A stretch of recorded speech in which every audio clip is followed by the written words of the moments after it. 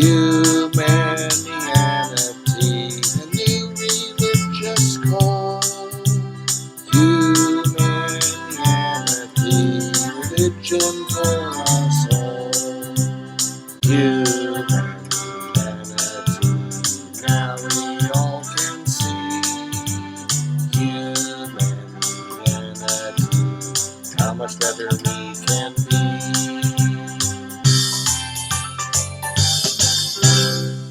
Hi, I'm Bill Van Fleet, and this is Humanianity Conversation number 68, recorded on August 4th, 2020. It is the fourth recorded conversation with Jordan Thompson, who has a strong interest in philosophical issues and has become interested in the Humanianity Project.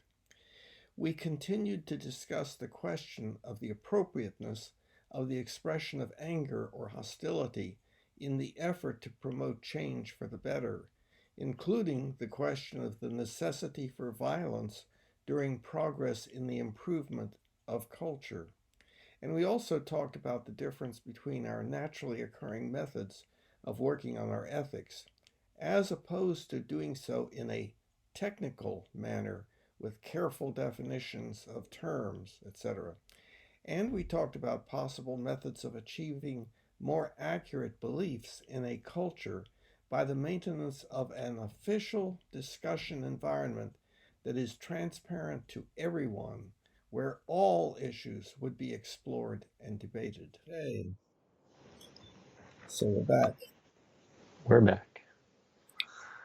So let's see. So last time you were saying to what we were going to discuss. Right. I think at this point, I'm more interested in discussing violence more broadly and any sort of potential praxis that we could either discover through this conversation or maybe persuade the other person of, or realize we already agree on, if instances of it are already available.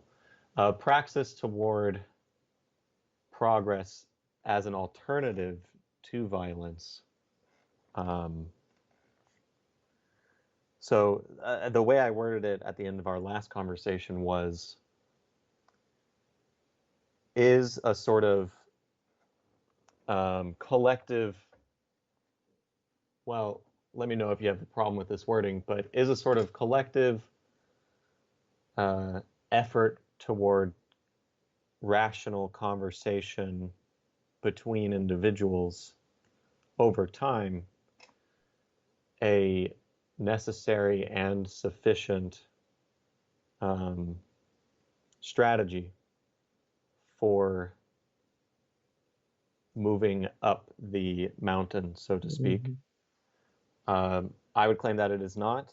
I don't know where you stand on that, but assuming we can move past that question, the follow-up question would then be, if it is not, then what would some additional ingredients be for that strategy? Okay. So I'm wondering how we should start, because there is I do have some disagreement, perhaps, with regard to what is a simplification, maybe, of something much more complex. And also, I think when we're talking about progress, or progress up the mountain, we need to be sure that we're talking about the same thing, and so on. So,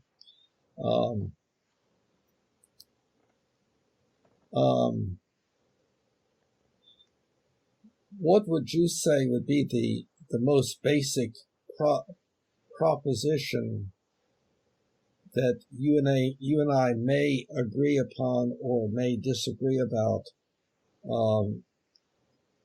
Basic, in other words, that other things are on top of that. But what would be the most basic thing? Wow. Yeah, I'm not sure that that's a good question. That kind of makes the assumption that there is a most basic thing and so on, but what comes I to mind? think maybe it's possible for an individual to determine what that proposition is for themselves. My main concern would be how many terms would need to be clarified between the two of us to really confirm whether or not the basic claim that I claim is the farthest back both of us share, or deepest down both of us share, is in fact something we share. But to be honest, I haven't. Well, let me try something here. Okay. I'm assuming we both have as a part of our worldview that indeed evolution has taken place, and we are, in one sense, just another species among millions on the planet and so forth. Although we are unusual, highly unusual relative to all the other species. The second thing would be that that we humans have a lot of pain, suffering, disability, and early death that is specifically caused by what we do, where we didn't have to do those things. Now that's assuming a free will kind of way of looking at things and so on, assuming that we can make decisions and so on, that we do wonderful things and terrible things and all in between. And so when you were referring to progress earlier, in my mind, it would be progress in stopping doing the terrible things, the bad things. In other words, increasingly inhibiting or increasingly stopping doing those things that cause pain, suffering, disability, and early death. Then I would add to that it is because of our unique capabilities, symbolic language, and then our science and technology, our rules of logic, rules of evidence, that we are able to do what no other species can do, and that is to really develop an intensive understanding of the self. And by the self, I mean one's own self or us as a species. That we can increasingly become knowledgeable about ourselves and about how the world works. And on the basis of that understanding, come to conclusions about what we should avoid doing and what we should do more of. And those shoulds, I consider to be in the area of ethics or morals. I don't use the term morals. I just stay with ethics, but I consider them to be the same. I know that some people use them to mean somewhat different things, but that there's not an agreed upon differentiation between the two terms. So I just stay with ethics, generally speaking. So I'm trying to see whether that would be like the basic thing that you and I might agree upon so far. So from what I heard you say, there was a series of claims, but I didn't appreciate an intended order of those claims. They didn't necessarily seem to be presented as one following the previous. So in other words, I don't know which of those claims was the basic claim, I see. or which one precedes the others. Okay. I think perhaps when I initially asked that about the most basic claim, that had inherent in it the supposition that there would be a basic claim and then others that would fit on Right. top of that and so forth. And what I presented was not that. It was Okay. a set of things. So I would say cancel out the idea that there is a most basic claim. But this that I outlined,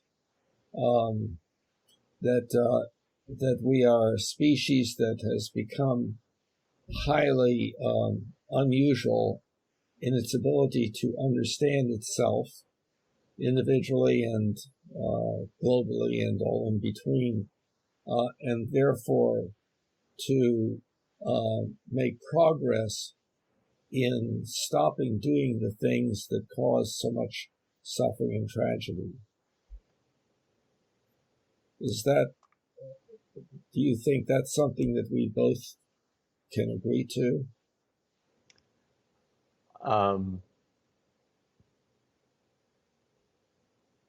Depending on what you mean by understanding the self better, whether on an individual basis or is this a word, special basis? I think you probably know what I mean with that. Depending on what you mean by that, yes, we are in agreement. Okay, well, especially if you simply mean relative to other species' capacity for self-understanding.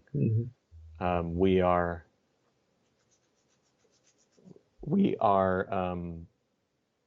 highly effective or efficient in that regard. Yeah, okay. I think the word that introduced the doubt about, exactly whether we are in full agreement would be the word understand. I actually think it would be self. Okay. But both of them, actually, both of them are fairly shaky for me in terms of what you would mean by them. Okay. Well, with regard to self, all that I was referring to, I was not getting into like the mind-body problem, stuff like that. But I was talking about things like my thinking about what I said to so-and-so and what effect it may have had on that individual that I really did not want to have.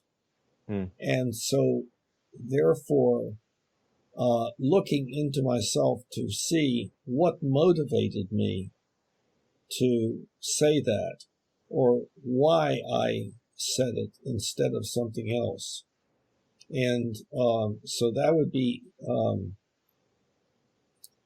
so that's me looking at me. Also, though, we have learned about ourselves as a species, and we're able to see that we as a species do certain kinds of things, and both positive and negative. And the positive stuff would have to do with the ability to have empathy for another person, or the ability to guess pretty accurately what the other person is thinking or feeling, even though, of course, we could be wrong. And then but that would be like a positive thing, so that enables cooperation. But then there's also tribalism and a tendency to struggle for dominance that are very basically built into us as a species. So that's what I'm talking about, understanding who we are as a species. What is true essentially for all of us, although taking any specific example, there would be lots of variability among individuals. So some people would be much more inclined to engage in struggles for dominance than others, and so on. But so that has to do with understanding the self and understanding our species. Does that clear up any worries about difference in our mutual understanding of what we're talking about? For the most part, the only remaining and an actually new concern is, I don't know if you intended for it to come across this way, but what I perceive to be a dichotomy between empathy and tribalism, and how those are sort of a parallel to positive and negative things that we do as a species. I see. I think tribalism, without thinking about it for very long, I would intuit that empathy could lead to negative things and tribalism could lead to positive things. But I might be getting carried away with that specific language that you used, because it does seem, if I step back from that and look at the whole set, I don't think I take any issue with it other than what I just stated. Yes, and I understand how it came across that way. No, I agree with you.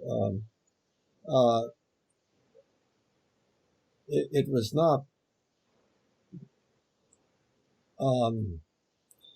I do tend to say that, yes, empathy and cooperation are positive things, and that tribalism and struggling for dominance, fighting, and so forth, cause pain, suffering, disability, and early death.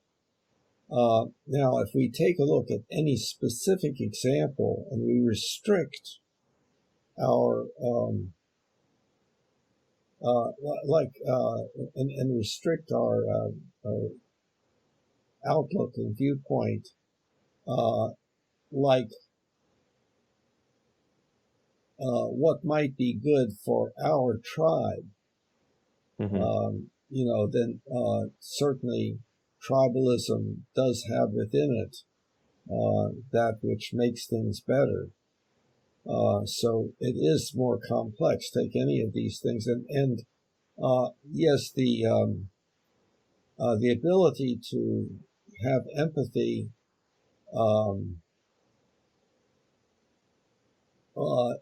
in being able to guess at what other people are thinking and so forth might be a bad thing if it was by a person who was, quote, psychopathic.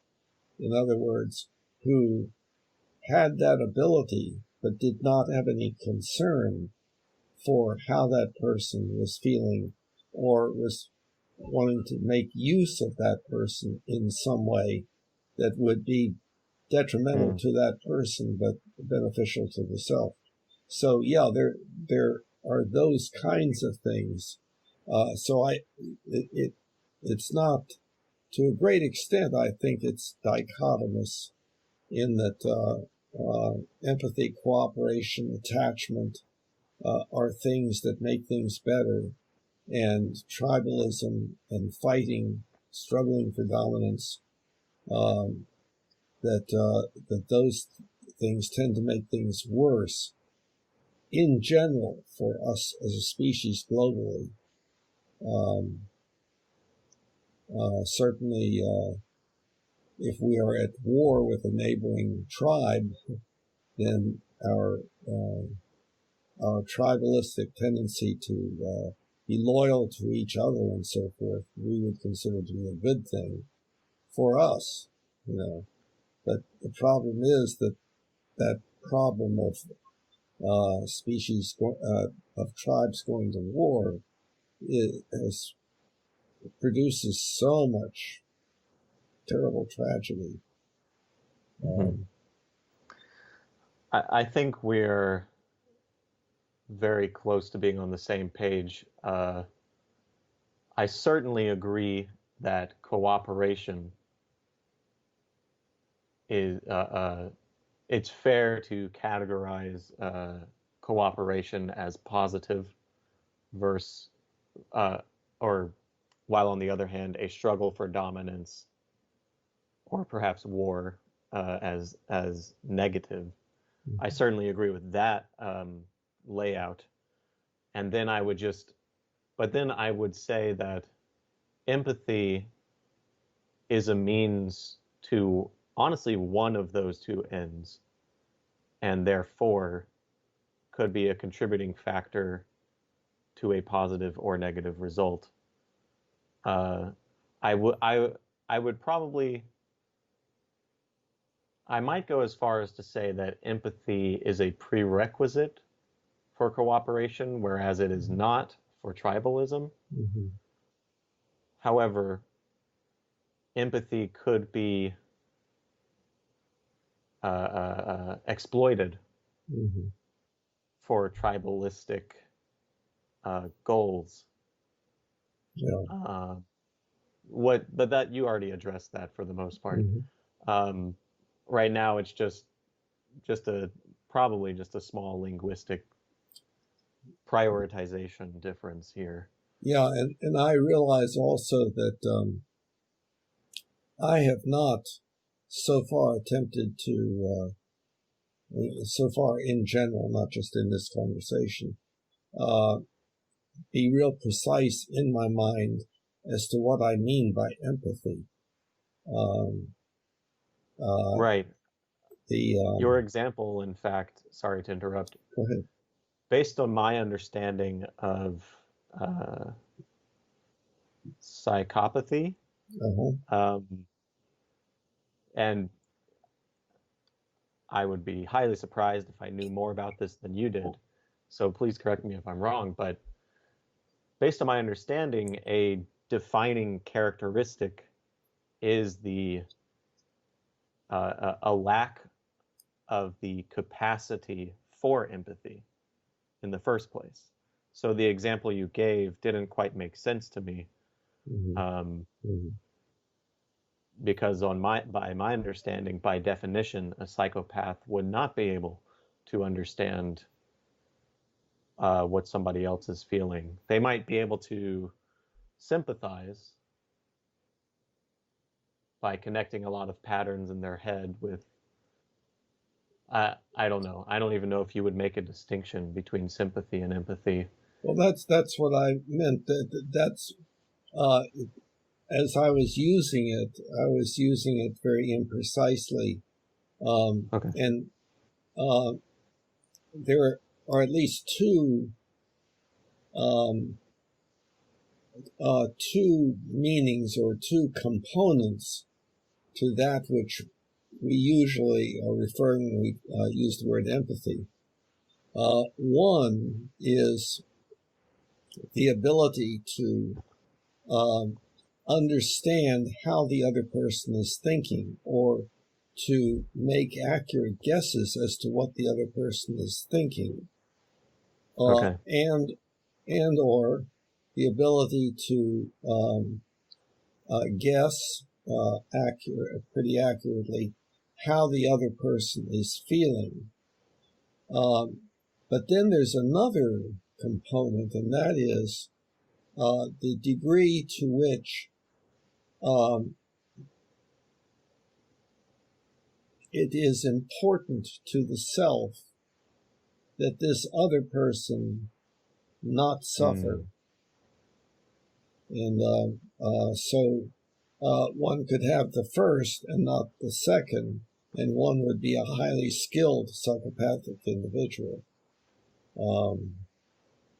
So the that's, first being the ability to understand, or to frequently accurately guess how another is thinking. Yes. Okay. And then to operate on that basis, but operating with that knowledge could be to engage in behavior that had different goals. One goal would be to take advantage of the individual. In other words, take something from that individual's life and make one's own life better. And the other would be, if you are unhappy, then I am unhappy. Because I feel for you. I feel how you are feeling. When you feel sad, I want to cry, or something like that. So, yeah, but I gather that we're pretty much, so far, we're pretty much on the same page with regard to. I gather that as well. Yeah. Okay, so let's see. Quick summary. We humans do wonderful things and terrible things and all in between, but we've developed the ability to understand ourselves and to change our behaviors, and therefore to work on an ethics that fosters behavior that reduces the likelihood of pain, suffering, disability, and early death, increases the likelihood of joy, contentment, and appreciation. So I think that part. So I think that's kind of like our basis, and then we will start diverging. You were saying like, well, what about violence, and how does that fit in, and so on, or something like that, or some other concept. I think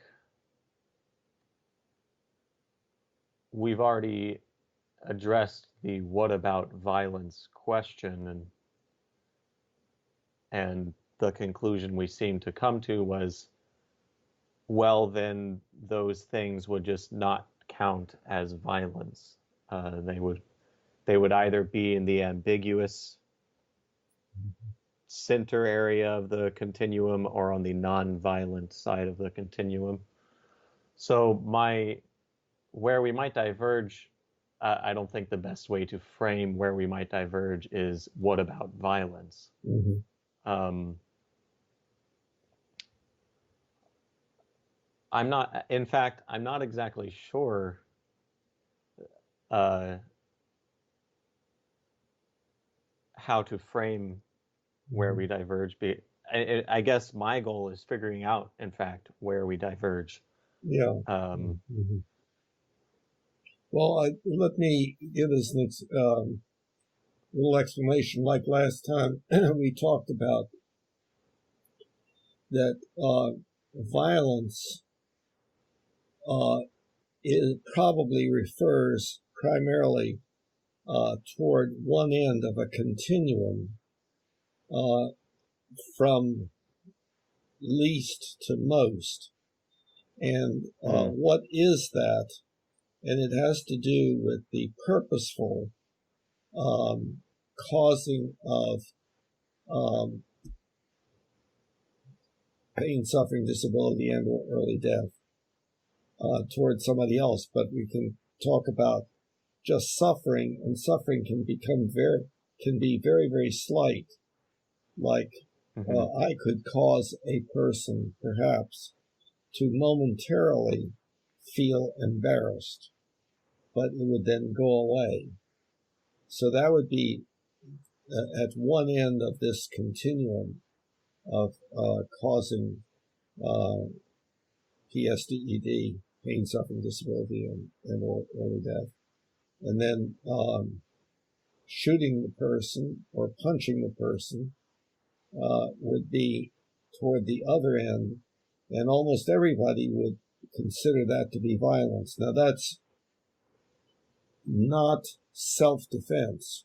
That's purposeful infliction, or going beyond what is necessary for self-defense. But then that could be there could be judgment problems there. Like one would have to be pretty sure that one had eliminated the possibility that the person could then come back and do even worse things. So better do a good job of attacking them or something. Go ahead. Sorry. Okay, so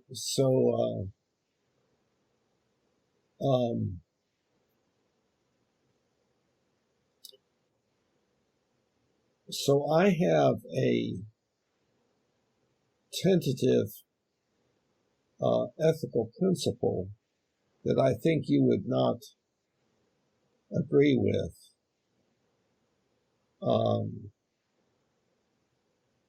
And that is that I should never do anything purposefully to make another person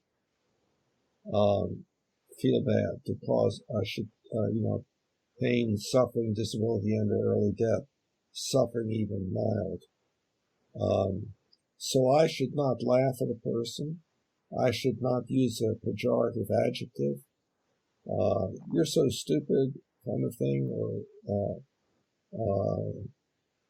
gosh, you're messy, or statements of that sort. Now that is an ethical principle of mine. It's pretty high level. So when I am on Facebook, I really attempt to utilize that principle in the context of here people are quite readily engaging in hostile behavior, and I would call that hostile behavior. Behavior designed to cause PSDED. That would be hostility. I think that's a good term for that continuum that goes from the arching of the eyebrow to murder or genocide. And when you say designed, do you mean by the actor or by evolution? No. Or some greater force? No, the actor. In other words, that is the motivational state. Wanting to cause PSDED would be wanting to behave in a hostile manner, and then one could say, but that is wrong, and that would be an ethical belief, and then one could inhibit that behavior. The tendency still being within the individual, then one could go even further and say, now, what about this tendency to be hostile? Why was I doing that? And so forth, trying to understand it. and trying to rearrange my own belief systems, relevant belief systems, in such a way as to no longer have that motivational state to engage in hostile behavior. And I have a continuum for that also. The continuum is judgmental to understanding. The more judgmental a person is, the more they are inclined to engage in pejorative adjectives and ultimately hostile. More prone they are to have anger, and anger is the primary emotion that is involved in the motivational state to be hostile. And then at the other end of the continuum, being understanding, that is being able to step back and take a look and try to understand from a broader standpoint what is actually going on, and understanding oneself as well as the other person. And the more one does that, the less one experiences anger and has the motivation to engage in hostile behavior. Okay, so as I'm interpreting you, there were sort of three separate things in your expression there. First was a recap of the violence continuum. Mm-hmm. Second was the high-level wait. proposition. Violence. And third was a new continuum. Hold on.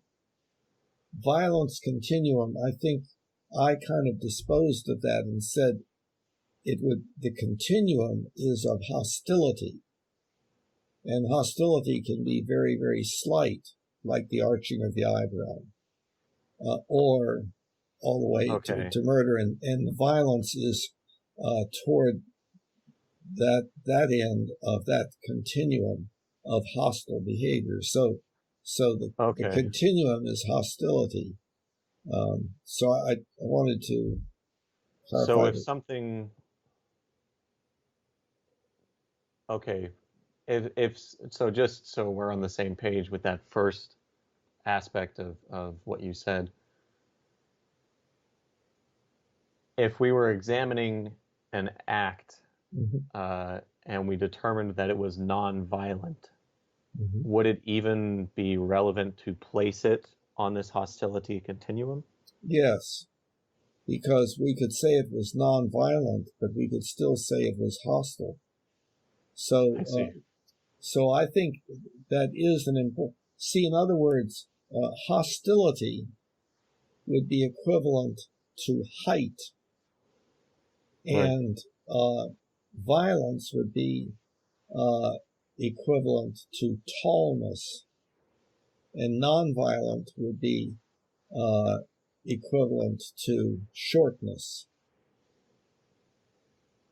I see. Okay,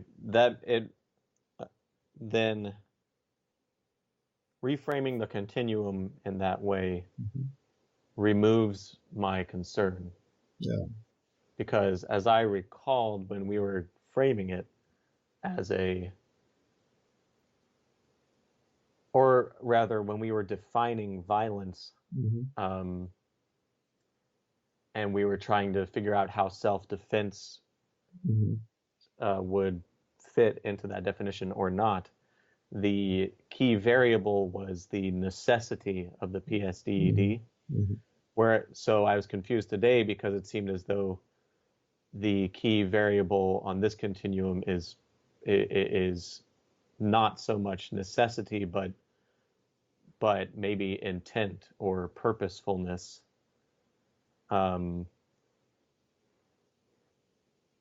So in other words, you could be not angry,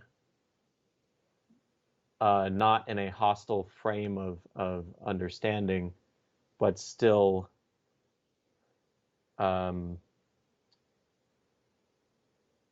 trip with a kitchen knife in your hand and accidentally cut your spouse in the leg as you fell.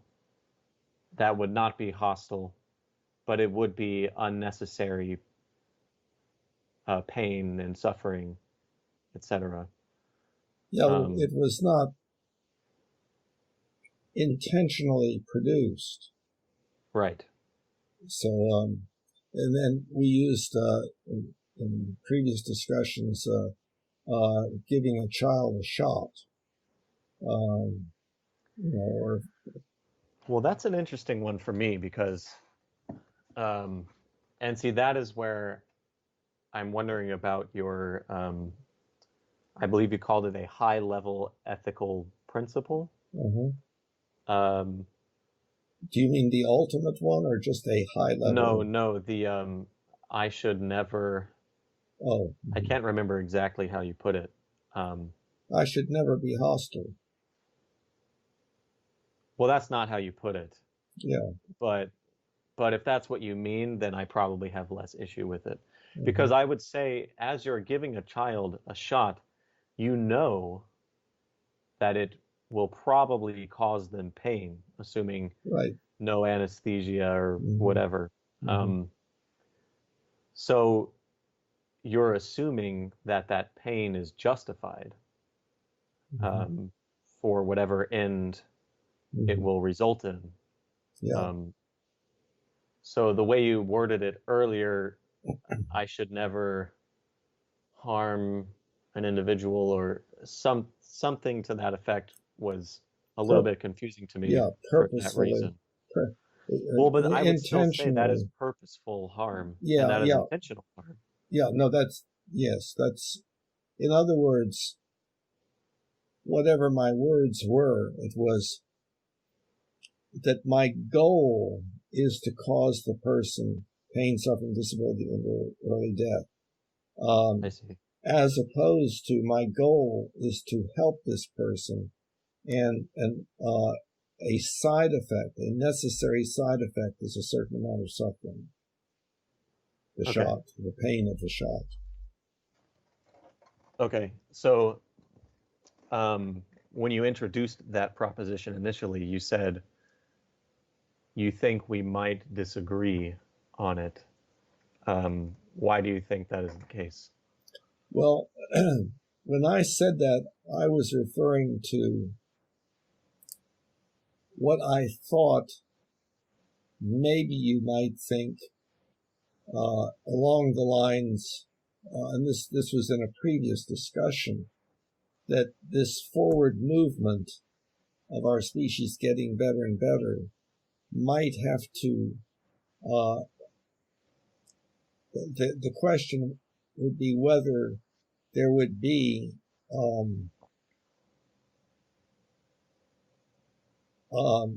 let's say whether hostility would actually promote it better. And this one kind of has to do with protests, and or whether one is going to see a certain amount of friction is coming to my mind, heat due to friction. But in other words, that maybe there cannot be any forward movement towards society becoming substantially better without there being some kind of behavior of the sort that we're trying to get rid of as a meaning for making things better. So the question is, for instance, whether violent protest might make progress occur faster or slower. Faster in that, and many people have this idea that anger is good because it motivates you to do stuff, and it makes you more likely to be heard, and so forth. And see, I don't actually agree with that, but I don't have a high degree of certainty, feeling of certainty with regard to that.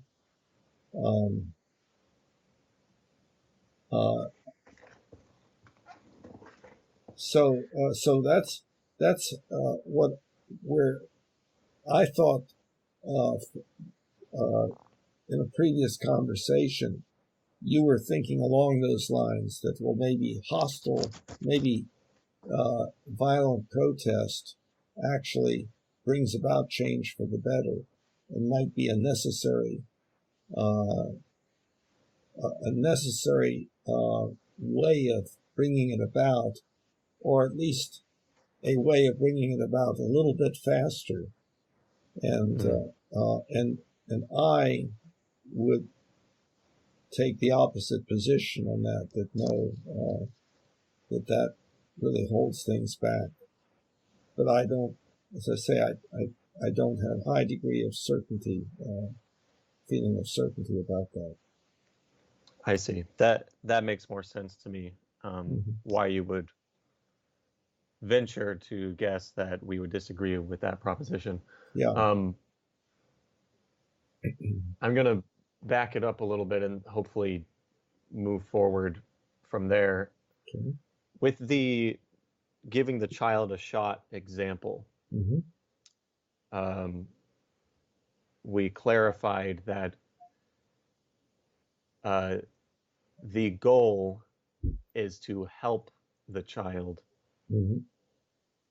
even if the individual who is making that decision for the child recognizes that before the goal is reached, that child will experience some degree of pain, potentially suffering, probably not disability or early death, right. depending on the depending on the goal, I suppose. Well, certainly not early death.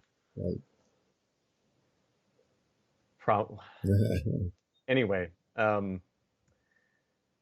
so while there might be some level of intent, this is where, let me know if we agree here. Okay. There might be some level of intent to harm, or in other words, cause pain to this child, but it only exists in the non-hostile individual's perspective who's making this decision for the child, in the context of the overall goal.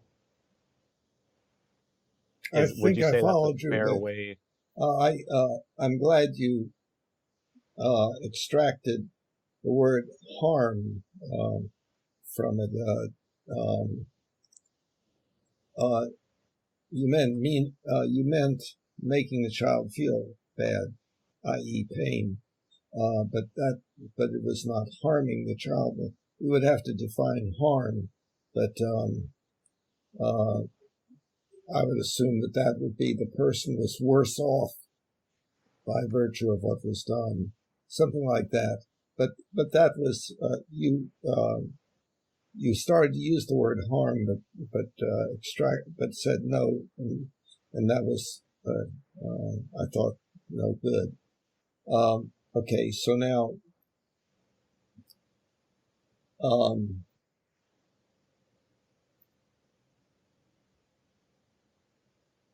it is not yet clear to me why you have some lack of certainty, relatively speaking, compared to me, with regard to this particular issue.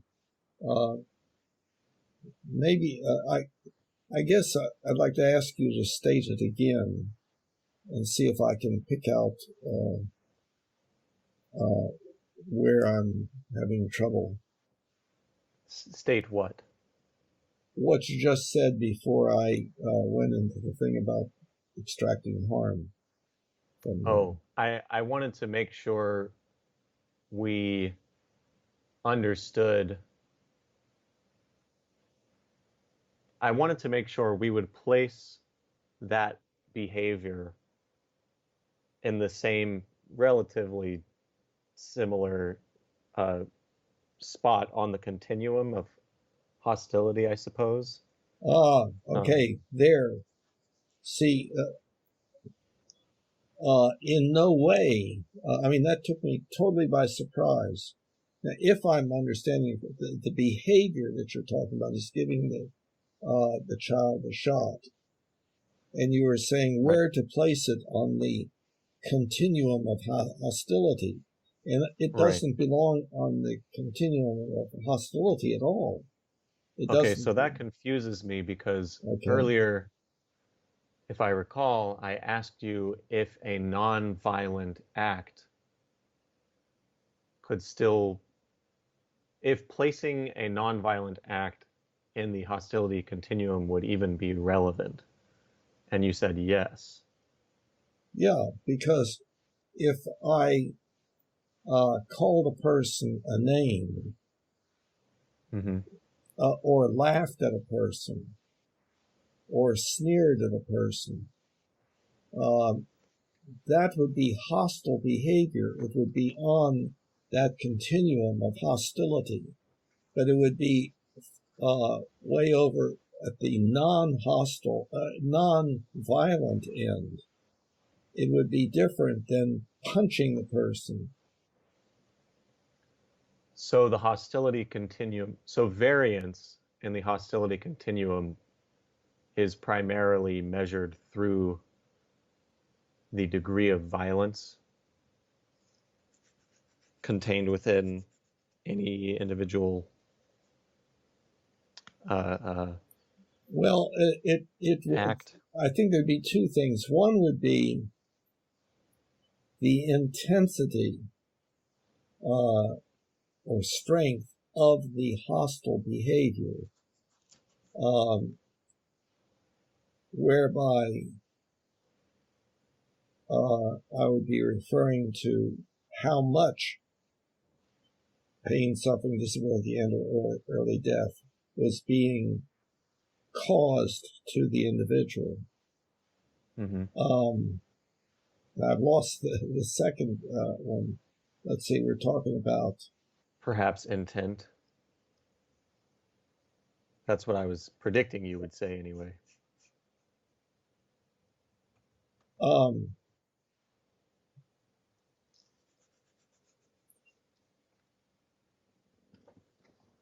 The continuum of hostility from almost none at all to most extreme, all of that contains the intent to the goal of causing that person to suffer.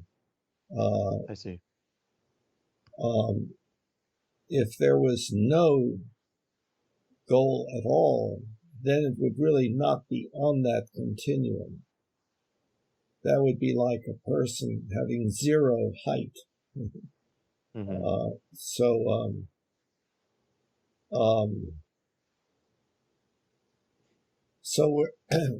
what we are having difficulty with is that set of behaviors on the part of an individual or a group, but let's stay with individual. That set of behaviors on the part of an individual that causes some degree of PSDED, even very mild, just a mild bit of suffering, momentary embarrassment or whatever.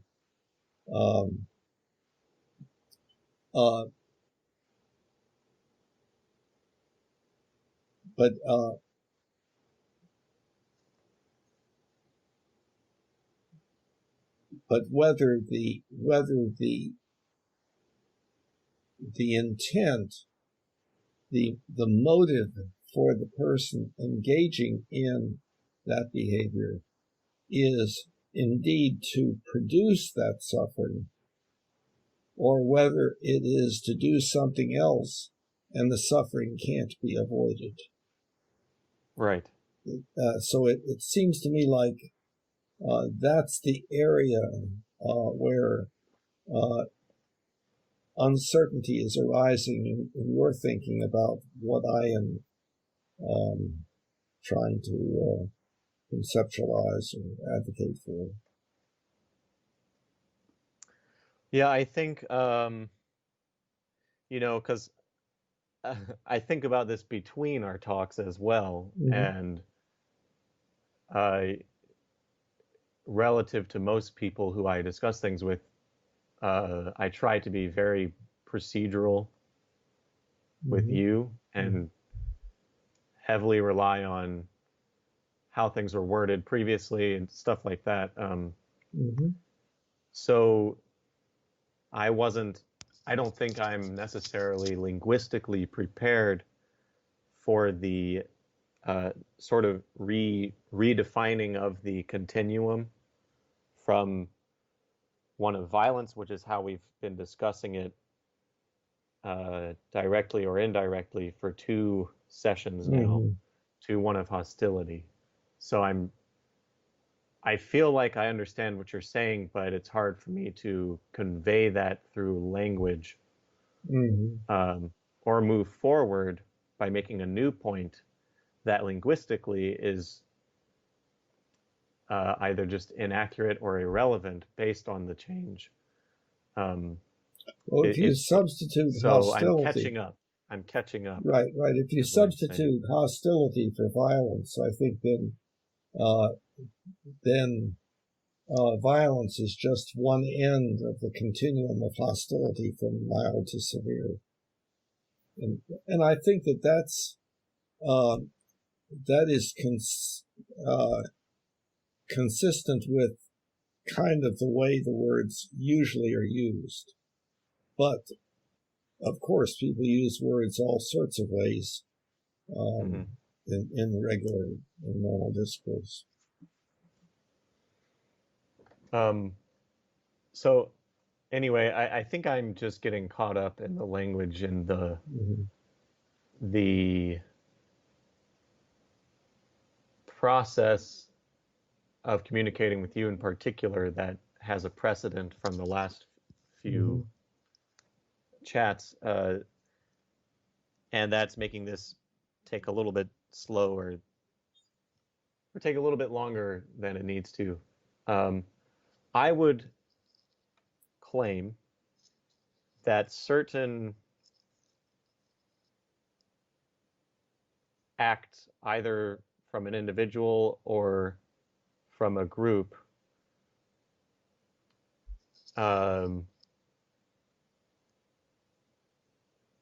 could function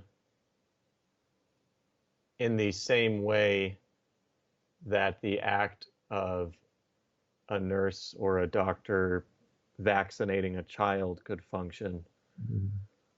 If you, I guess, proportionalize it to the scale of the threat, and also I guess the threat is probably the main variable. And I imagine there would be some examples of that you and I would disagree on. So I don't disagree with the proposition I should never be hostile toward another individual.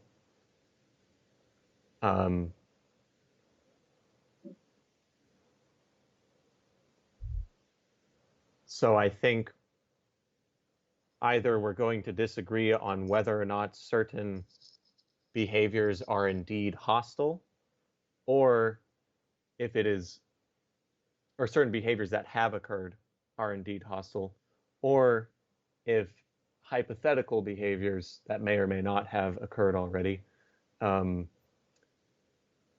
are capable of being executed without being hostile. I think those are the 2 things we might disagree on. So when it comes to protests, for example,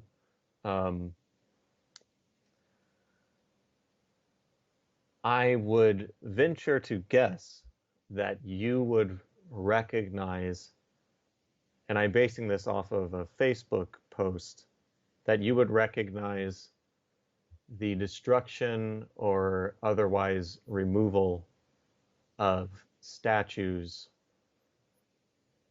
to be done with hostile intent, or has been done with hostile intent.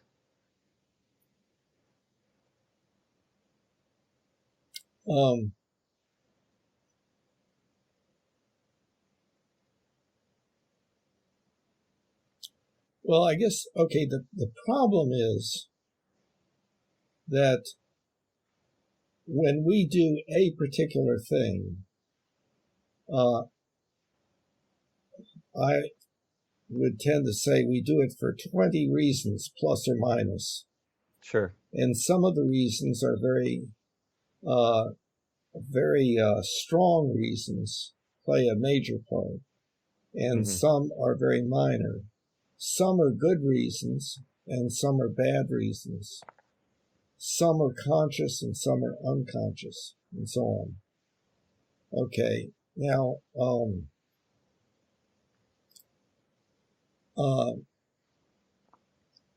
I could see two people wanting to remove a statue. One of them experiencing no anger and wanting to remove the statue because of his or her belief that the statue's presence was having a negative impact. And the other person would also be doing it for that reason, but also would have anger about the statue being there. They would consider it to not be a personal affront because people making the statue didn't know the individual, but an affront to that person's tribal membership or group, whatever that group was. And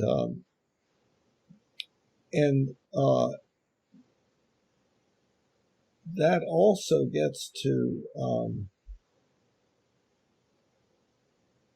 the interesting question of taking somebody like Martin Luther King or someone else who is delivering a speech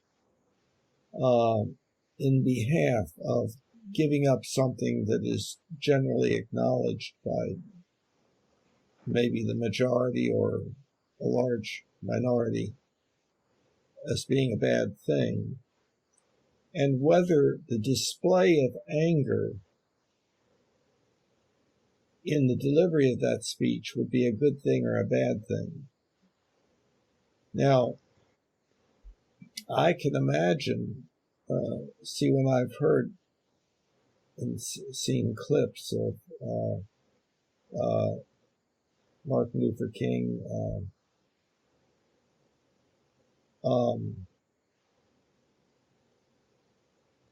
giving a speech, recognizing the motivation being there, but trying to figure, well, what is that motivation, and is anger a part of it? Now, I would say that ideally, anger should not be a part of it. Most people would say, yes, when you put anger in there, people listen more. It has more of an effect. The question would be, well, why not then display anger? And maybe I would be wrong in that idea that the person should not display anger. And it gets a little bit more complex because it might be that in a speech the person would be presenting somebody else's viewpoint and talking for them. And to talk accurately for them would be to also display the anger. So they would be pretending momentarily to be that person. But as far as oneself is concerned, I would say that it would be more optimal not to have anger, but that doesn't mean not to have emotion.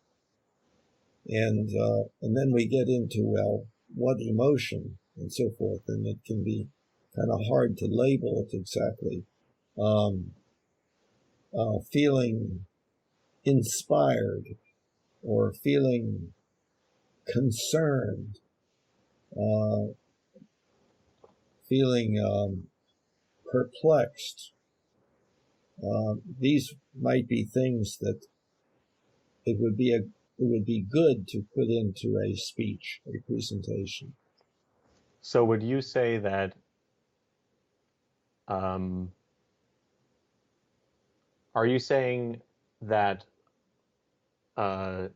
people are misinterpreting effective rhetoricians as being angry when in fact they are being inspired, perplexed, and or concerned? Or are you saying that any instance of an angry rhetorician that seems to be effective is effective for reasons apart from the anger?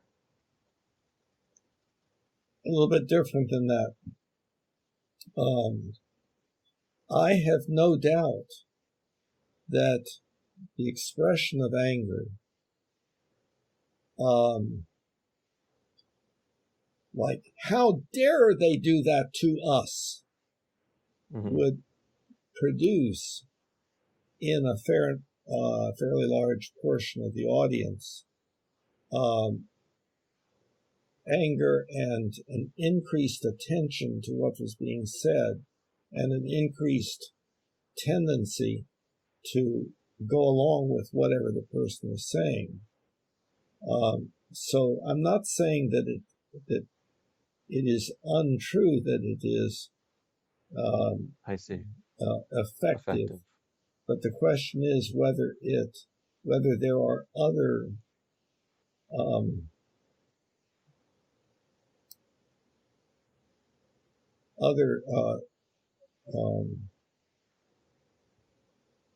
things that it is doing.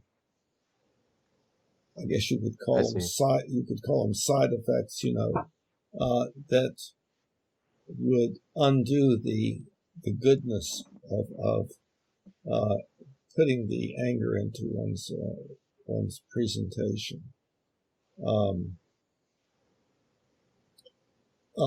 of the things that comes to mind along those lines is in the case of putting the anger in, one is advocating for anger, which is the motivational state that produces hostile behavior.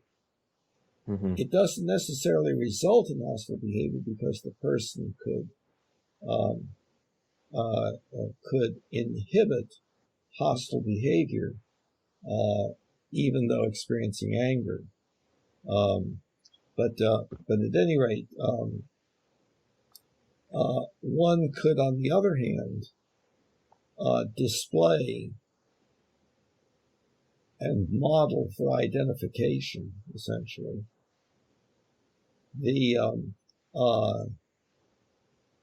the extreme importance of being rational, or the extreme importance of being caring.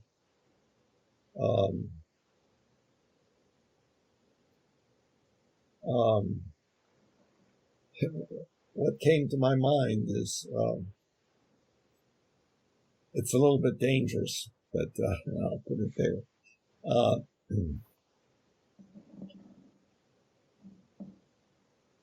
I have said at times that I feel sorry for Hitler. I don't have anger toward Hitler. Now, you're supposed to have anger because he's an evil man, and you want him to suffer and die painfully and so forth because of what he did to other people. And see, I don't see it that way. That would be the judgmental end of this continuum.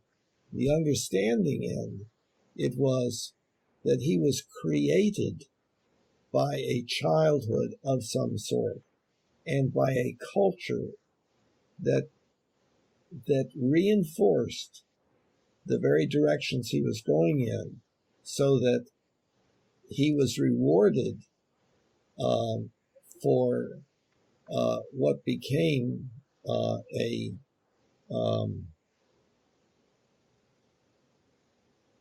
he was rewarded for behavior that ultimately led to his being the head of his tribe. And so it was the tribe that put him there. So now, of course, what that a little bit has to do with, well, what people would say to me, oh, well, then, you know, you want to let anybody get away with anything. No, of course not. In other words, I could imagine being in a position where I would feel that it would be very important to kill Hitler, but not because of anger toward him, because of seeing him as a part of a phenomenon that was causing so much PSTED. Right. So, but when you speak of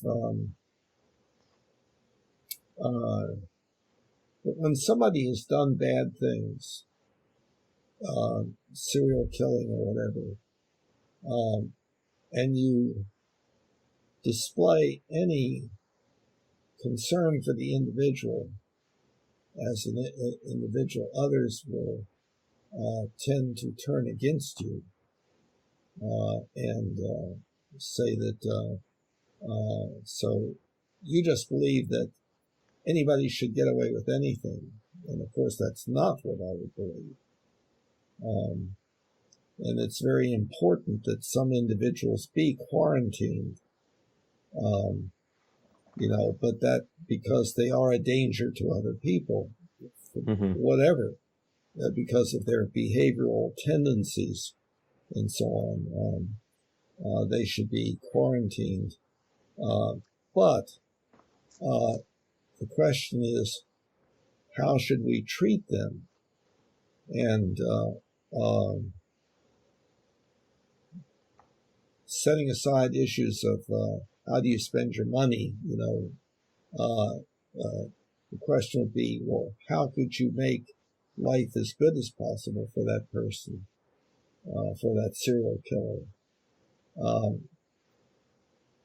But not only that, because I think that being good to that person and trying to understand that person might result in that person ultimately, even if remaining quarantined, making some contributions of positive nature, like being able to say to the world, this is how I became what I became, and I'm beginning to see things differently, and so forth. And so, you know, we do gain, I think, when we understand individuals, even those that have been harmful to us. So earlier you said you could see, I can't remember exactly how you put it, but you could see a scenario in which you would feel inclined to kill Hitler, but you wouldn't do it through hostile intent. So I completely agree. I also agree, I think, with everything I'm hearing you say. So what conditions do you feel would need to be met before harm to, like, before harm toward an individual, and I'm assuming killing Hitler would count as harm toward Hitler, would be justified or necessary? And do you think there are any scenarios in our country today that would meet those conditions? Do I think that Trump should be assassinated? Something like that. I didn't have that in. I That know. wasn't what I was thinking, but Right. that is an example. Yes. Yeah, I know. Okay. What this this falls under the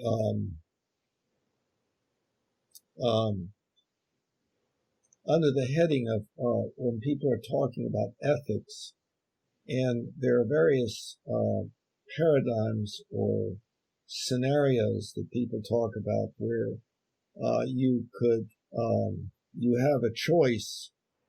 You could kill this one person and save 10 others, and so forth and so on. And it is, and I think the answer to that is that you can't really answer a question like that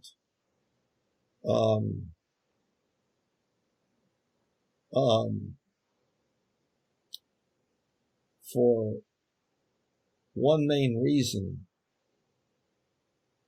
The situation itself is always very, very complex. I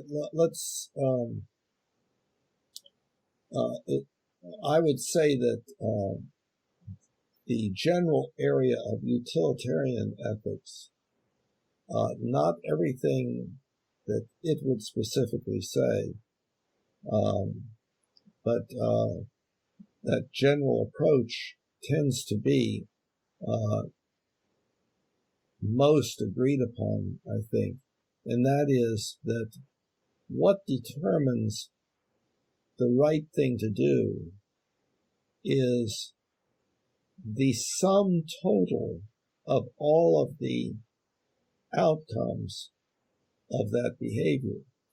But unfortunately, one can never know what that sum total is going to be. Sure.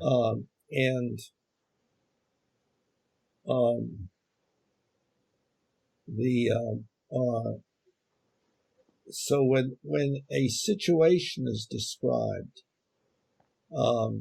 where one is trying to choose between two evils, so to speak, one is put in the position, as one often is, of if you take no action, that's still an action. If you take an action, that would be something different. And so the question is, what would be the sum total of those? And when you don't know, when you have no way of really being able to predict with any high level of probability, maybe low level probability, but where you could easily be wrong and so forth, then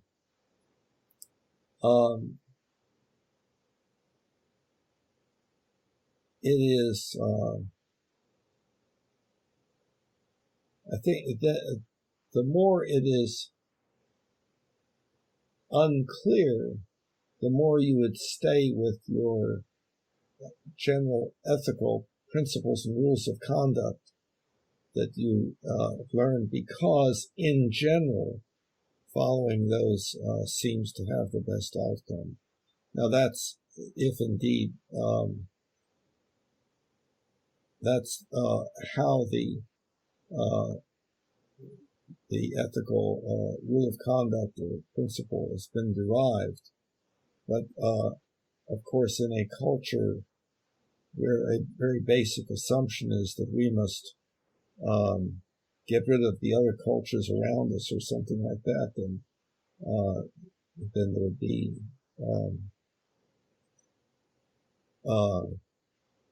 this whole question of what constitutes the best total set of consequences. And that depends upon one's ultimate ethical principle or something like that, which is a consequence of the culture or cultures that person has been programmed by, so to speak. Nevertheless, however, I recall you saying something to the effect of, I can imagine a scenario where it would make sense to kill Hitler. The implication there being you can think of a certain context within which that is justifiable. So if the response to that is one can never really answer the question because it is almost certainly going to be too complex of a scenario, that seems incompatible with the initial claim, I can imagine a scenario in which this would be the justified act or maybe even the optimal act. So I'm confused. Does that make sense? Yes.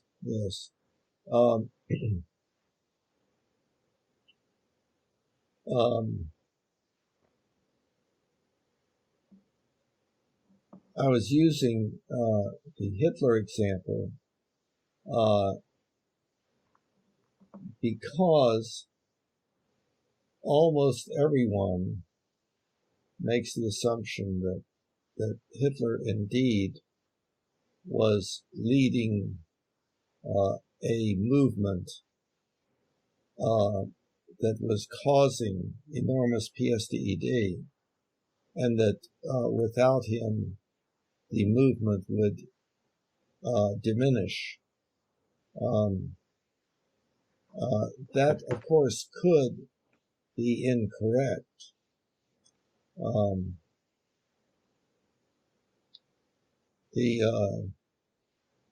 There are other things also, like the surrounding situation. Is it one in which there are alternative ways of trying to bring about a reversal of negative movement? Is there a democratic process, for instance? Is there a degree of free speech, and so forth? And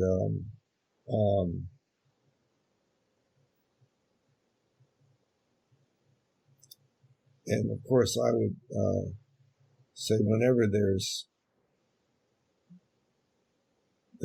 that's the way to go. The openness of discussion, transparency of decision making,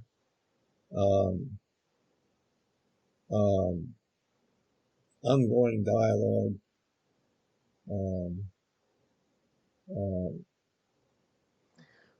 What if that dialogue is taking place between two parties who hold unequal positions in society, whose positions to each other are not, relative to each other, are not equal? Well, that's always true, probably. If we're talking about, quote, political groups or groups on the two sides of an issue, like abortion or freedom for abortion or something like that, that you're not going to have 50-50, 50% of people on one side, 50% on the other side.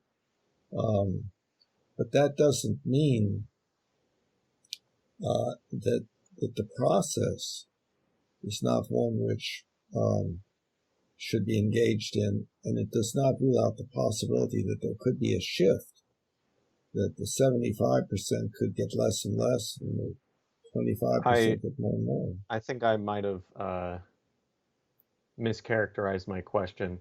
I'm not talking about, when I say unequal, I'm not saying how many other people in that society agree versus disagree. I'm saying if the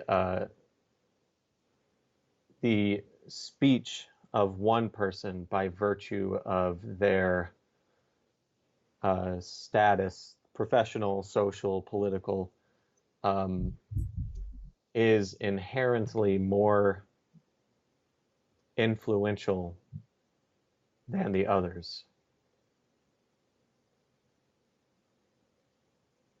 Inherently meaning what? More influential because of what? Meaning they represent, their voice represents some institutional policies or laws rather than representing some perhaps collective sentiment, but but rather than representing some mechanism that is not already established within that society to be highly effective toward change.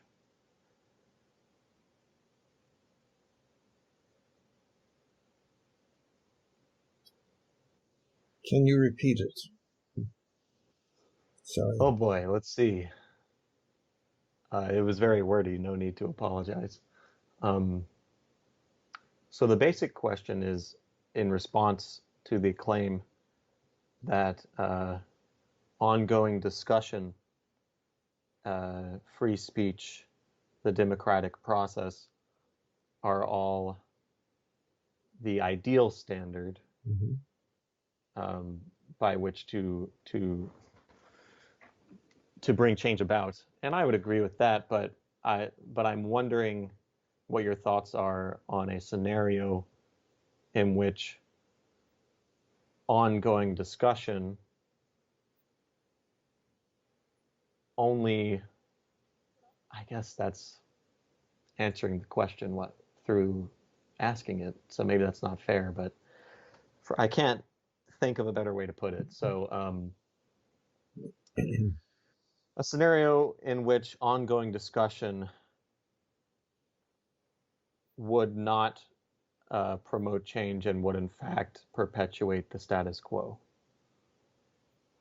Well, then there would be the question as to whether the status quo was the better thing at that point for some reasons. In other words, right. You're asking the question like you're outside of that whole thing looking at it, but you have a preferred opinion that the minority viewpoint is the right one, and you want to see it go in that direction. But like me personally? Yeah. I think it can go one way or the other. I think institutions can work relative to the world I want to live in. Yeah. And I think institutions can not work relative to the world I want to live in. Either way, I think they, through the strategy of ongoing discussion, they more than likely are going to have the final word.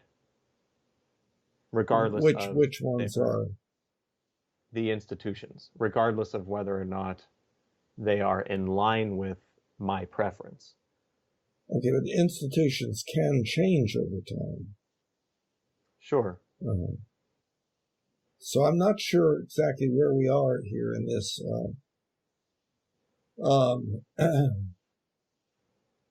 The basic thing we're trying to talk about is it probably goes back like at the beginning of this discussion we're talking about is something more needed than just openness of discussion. And I think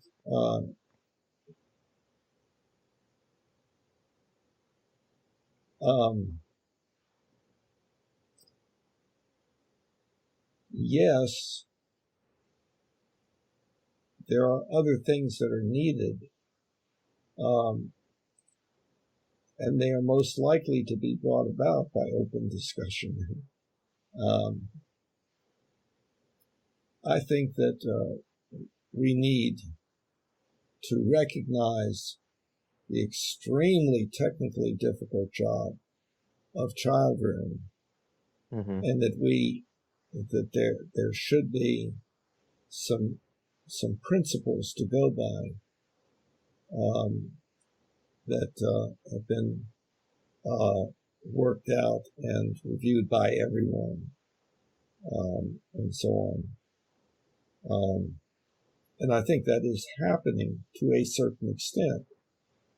It's happening in the form of books coming out on child rearing and giving up authoritarian child rearing, and doing that which people refer to as, quote, positive discipline, which I think the choice of the word discipline is because people can still think, yeah, well, that's punishment, because they don't want to give up punishment. But it's referring to non-punitive child rearing. And when you talk about never punishing children, people say, well, they'll run wild. Maybe, perhaps, and I'm being optimistic here, when I think of the word discipline by itself, not in the context of child rearing, I don't necessarily think punishment. I just think I either think like vocation or craft or art, or I think composure, balance, patience, something, wisdom maybe, I don't know. But you're probably right. The connotation in that context implies punishment. So if I ask you the question, were you ever disciplined by your parents? You would immediately look for a memory of whether you'd been punished. That's what it would mean to you. Now that indeed the word discipline has other meanings in other contexts. So discipline can mean working hard at practicing doing things in the right way. Right. So it has the double meaning, and I was just saying it's because it has that double meaning that you can use it for the title of a book, on positive discipline, because people will say, well, they're not saying that I can't discipline my child. See, it's just I have to figure out a positive way to punish them. Right, but I guess what I'm saying is, so the process of reclaiming a word, people often associate that with a purely political agenda. So reclaiming the N-word, for example. But what is effectively happening is normalizing either a pre-existing or a new definition for the term. So if the starting point is, they're not saying I can't punish them, only that I can positively punish them or punish them in positive ways. but then they finish the book and they might think they might have a different conclusion than the conclusion they had before reading the book. That would reveal that the title of the book didn't mean what they thought it meant. Right, sure. Anyway, that was a tangent. But maybe it'll be relevant in the future. Well, it's a good example of what the problem is in open dialogue, discussion, and so forth. It's that we don't have technical language for general discourse. We have poetic language. We use words in metaphoric ways. And if you listen to something like NPR, you can hear just one metaphor after another. And you can then try to say, well, what is the one thing that they're saying all the time? That they are alluding to. But I also think with law, for example, which relies heavily on technical a consensus of terms, it is still highly ambiguous, because and different lawyers will use the same terms to prove different facts in a case. Yeah, but again, we have to make a distinction between the goal of trying to write a good law that makes it easy to understand whether it applies or not in a particular situation. That is indeed a technical field. The legal field is a technical field in that as far as possible, precise definition is used. But then if you take the courtroom, where the attorneys are speaking to the ordinary person in the jury, then of course they're going to use poetic language when they can get away with it, because that does have an effect. I guess I'm skeptical of the implied strategy of perhaps creating some federal branch or department to facilitate some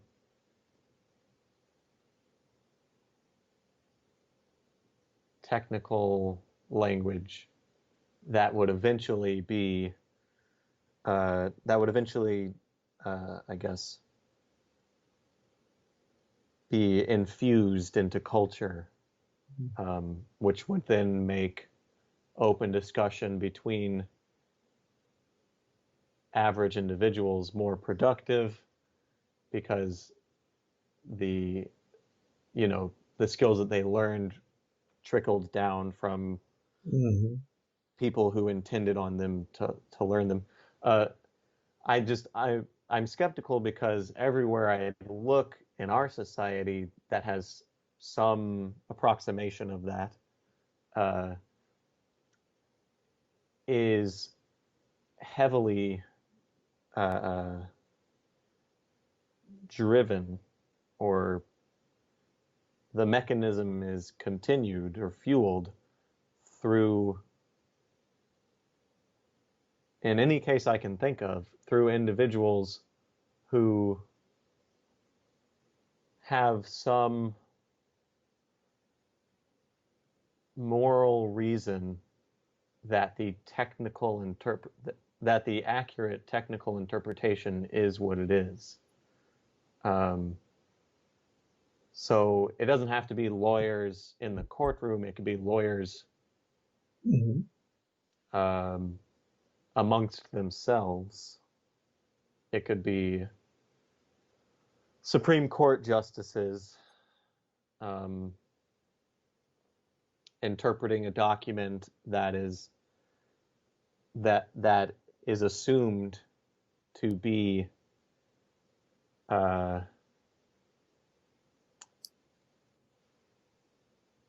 a sufficient source for technical clarity, at least insofar as we could use that technical clarity to change our society. I'm skeptical because it seems any attempt that I can think of so far seems to have been naive to the fact that humans don't seem to be capable of a sort of dispassionate project toward technical linguistic consistency. Right. Okay, but see, the Humanianity concept is one that says, well, we are making progress, but we are still just a toddler. And so to have the expectation that we behave now the way we will 1,000 years from now or 100 years from now would be foolish. So many things have to change all at once, or pretty much simultaneously. I always use the idea of, a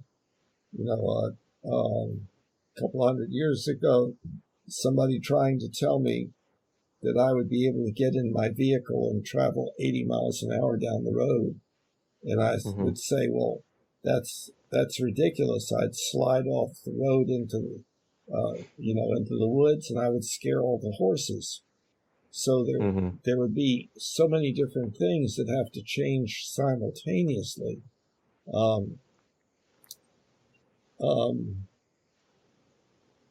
But what came to my mind, I did work as on a project.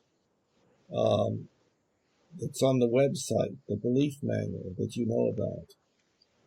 And that is an example of people working together to say what they agree about, what they disagree about, and why. And so people can enter existential beliefs and ethical beliefs and definitions so that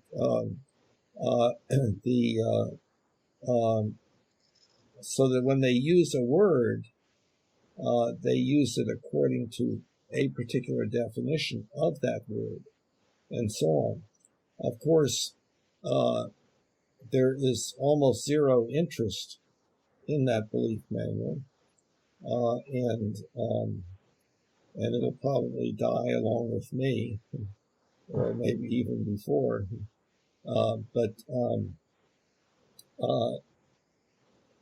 But that is the concept that it is possible for us to do what you were describing. What you were saying was that you don't see readily available.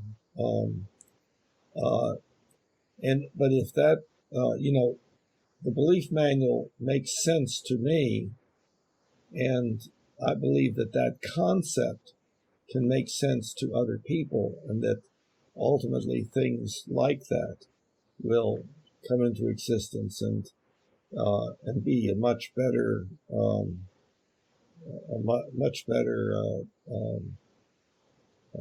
application or whatever than what I have created, because I'm not high tech. and so on. But at any rate, that would be an example of the idea that we humans could work toward becoming more technical with regard to our ethics. And my belief is that working together in such a way is that there is within our species a social entity that is for that purpose. Very primitive so far, but that's the religion part of our society, where people come together to work on how to be a good person and so on. Now, currently, our religions are turned against each other, and then there's the anti-religion movement within our Western culture.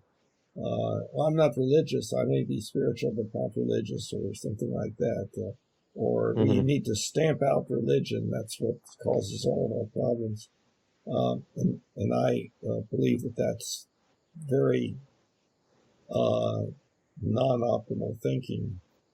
So, at any rate, all that's a part of the Humanianity concept that I have. In other words, us working together to develop a more technical, basic ethical philosophy for ourselves. Yeah, I didn't mean to convey a sort of defeatist mindset about what our species is capable of and how we could change for the better. I guess what I meant was what I understood the idea to be in the first place was not what I understand you to be saying anymore.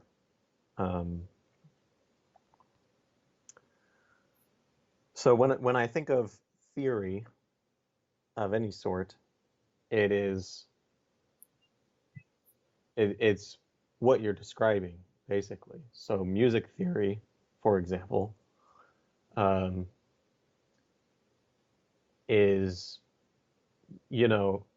a set of assumptions about how humans experience patterns of sound, and then developing systems on top of those assumptions to give people more control over those patterns of sounds. Well, there are technical definitions. A third or a fifth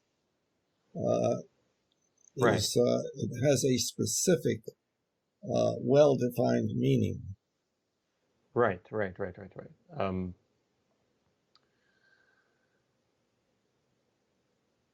I guess so. I agree with that endeavor, and I think music, in many ways, has evolved in ways that would be unbelievable to the horse riding 80 miles per hour car denying individual. So I completely agree with all that, and I guess, but the thing that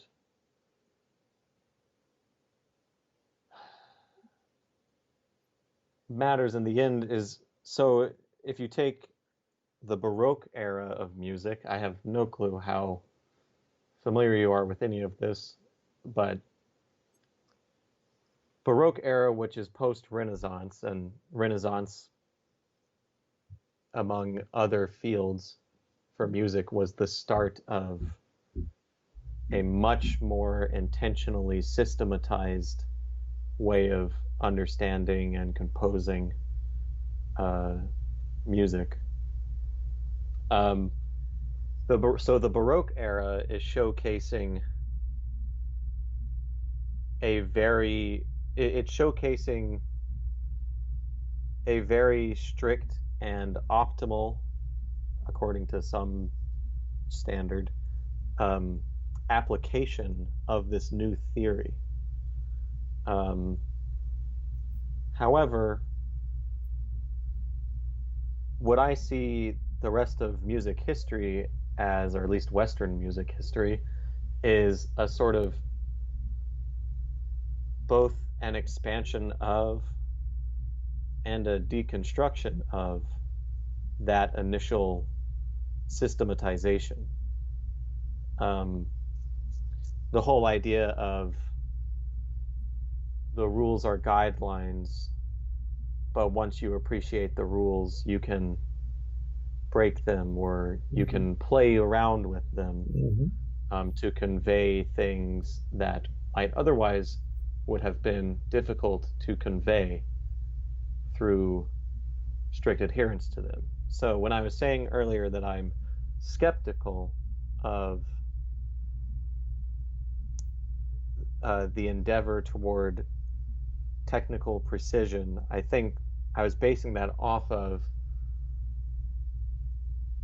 not simply we haven't done it in the past, therefore we can't do it in the future, but what I understand to be some intrinsic aspect of what our species does. And in other words, the technical is only ever ultimately in the service of something else, some greater end. And if we don't recognize that,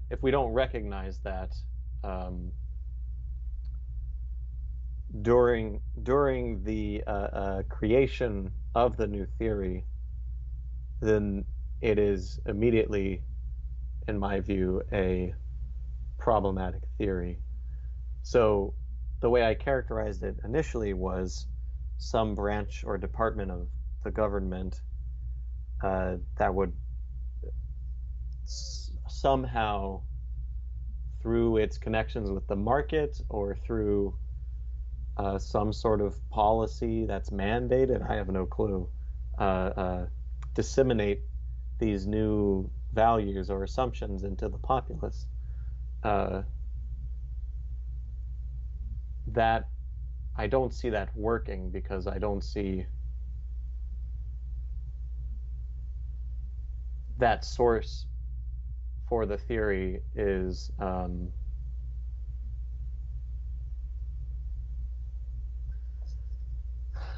well, it's just untrustworthy for a lot of reasons. But in other words, what I heard you say was something like that the government would have its official component that would work out what the rest of us were supposed to believe ethically, and how it was supposed to be implemented, and disseminate that downward and so on. But I don't. I think that that's not a. That's a kind of authoritarian imposition, right, kind of thing. What I think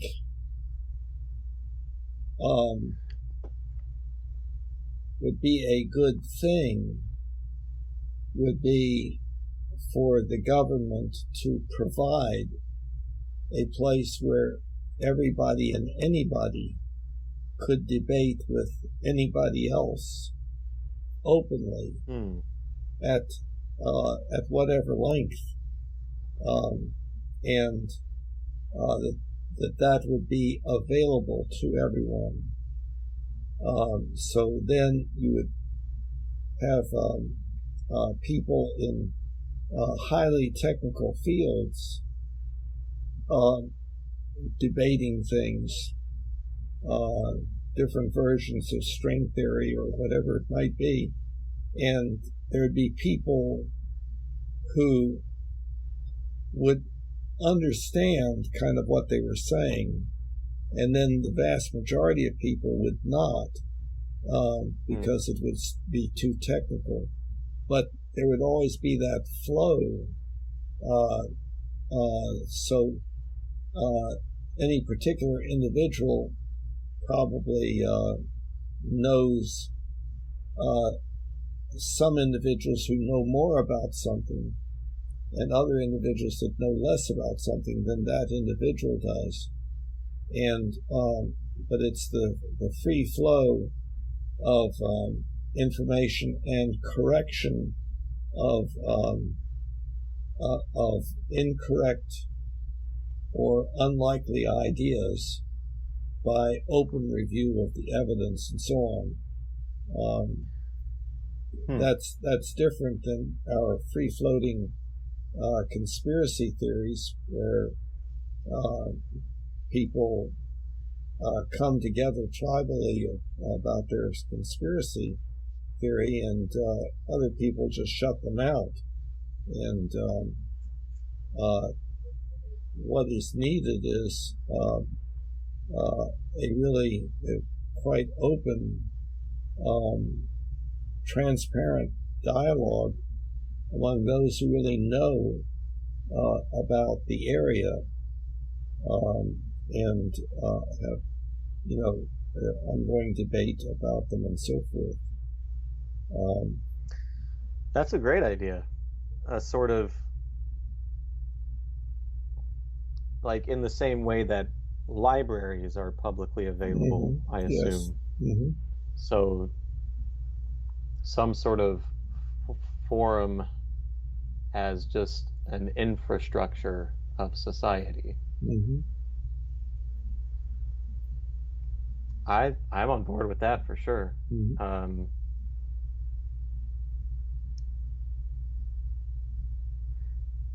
I'm excited because I feel like even after sort of shifting away from this goal, we have still arrived at an instance of application of your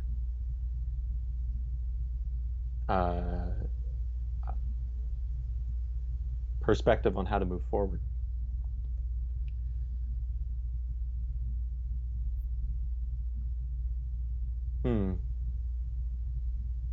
Where do you see our discussion going from here, do you think?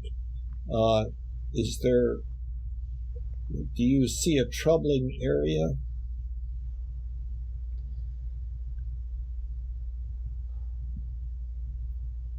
Well, I still have to ask myself, so we tend to discuss things on a pretty abstract level.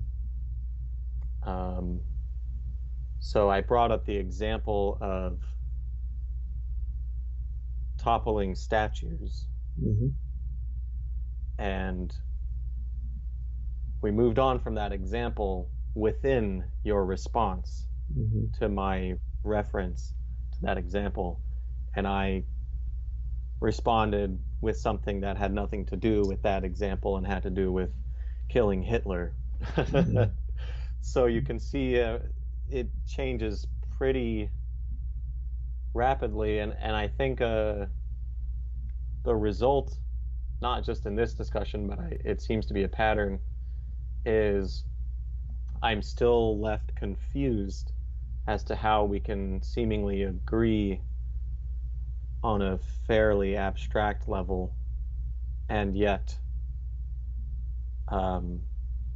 we still seem to disagree, assuming there is sufficient content within the videos that you do post that you do agree with. Not saying you agree with everything in them, but we can still agree or still disagree on the concrete instances of the abstract.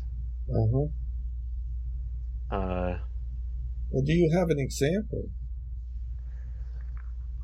Okay, sure. So the reason I brought up the statue thing,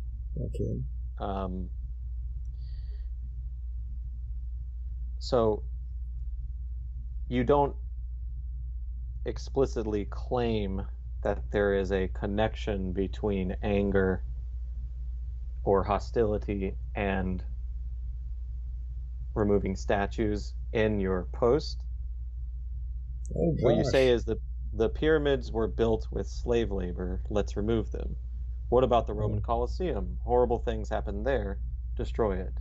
Our past has been terrible. We must remove our past so that we can purify ourselves, right? Great, great intro to this video, by the way. Very, very eye-grabbing. However, the video itself, to me, seems to be making a strong association between anger and hostility and the removing of statues. So I brought it up as an example, assuming that you agreed with the video. So I don't know if you do. No, but the video, that cannot be assumed. Okay, well, the video prefaces footage of the removal of a statue with a lack of critical thinking and with outrage. So the ingredients that have combined to lead to the footage or to the event that is being filmed are outrage and a lack of critical thinking. That's the case being made by the host of that video, and corroborated by Ayan Hirsi Ali. But when I watched that footage, there was no clear evidence to me of anger. The only potential evidence for it is that it is some association of destruction, maybe destruction of property. But what I saw was celebration. What I saw was excitement, and anger. Anger is not mutually exclusive with those things, but the main point is the way they prefaced that footage did not hit home with me, because when I saw the footage, I didn't see a mob of mindless, rampaging thugs or whatever. I just saw people gathering for a momentous event and maybe cheering it on or something like that. So anyway, so I failed to see how that could be a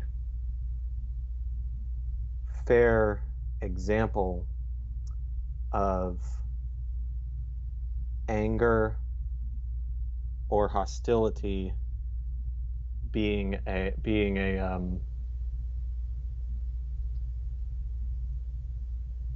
counterproductive force against the admirable goals, whatever extent they exist, in the BLM movement. Anyway, so that's just one example. Yeah, okay. Then let's stop with that. Let me ask, first, I want to make sure that my comments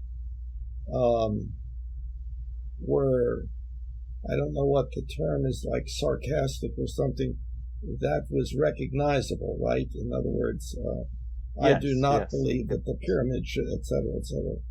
Okay. Right. So what I was doing was saying, well, this is something to think about. I was not putting the video up there saying, look, y'all, this is what I believe in. Right.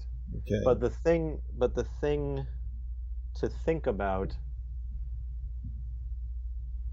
to the extent that we can connect the content of the video to your preface to the video, is we are comparing the destruction of the pyramids or the destruction of the Colosseum to the destruction of statues, right? Like that's why this video is related to your post, correct? Well, it's a little bit more specific than that. Okay. In general, so far, I am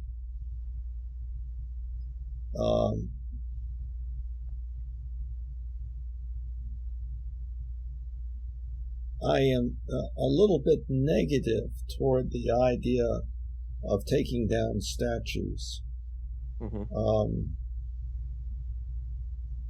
as opposed to leaving them up, and if they are associated with negative things like racism or something like that, that they be there as something to be talked about and to make us more aware. That has to do also with the whole idea of how our school system has whitewashed a lot of the bad stuff that has occurred, in our country and so forth. And whether that should be done or not. But it has, I think, the two contrasting viewpoints would be we need to understand the good and the bad that has been in us so that we can continue to recognize that. And the other is, no, we need to take the good and emphasize that as it and identify with it and so forth.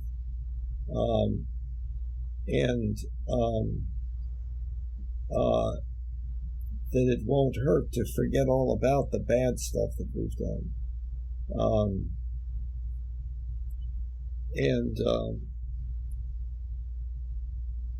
And of course, I think my belief would be that that good education would describe the bad stuff as well as the good stuff, and that there would be a process of understanding that and understanding how it is a part of who we are, and so on. So it has to do with self-understanding, self in this case being the species understanding itself.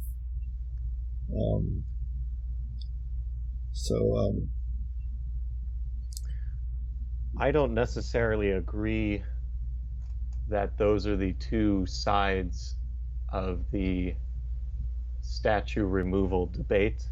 Okay. I don't think the side that is pro-removal is necessarily saying emphasize the good and forget the bad. I think they're saying emphasize. I think they're saying, so in South Carolina, for example, there was a huge controversy over the Confederate flag, and what ended up happening was, I don't think it was the state capitol that flew it, but some institution flew it, and the final resolution was for it to be placed into, I think, the museum in the Capitol building. So in that scenario, you're removing the bad thing, right? Or the thing that reminds you of the bad thing, but you're not erasing it. You're just relocating it. No, and I understand that, and the argument in favor of removing it from the public place is that there is an assumption that that we are looking up to and are grateful for, whatever that statue represents, and Right. and that could indeed change.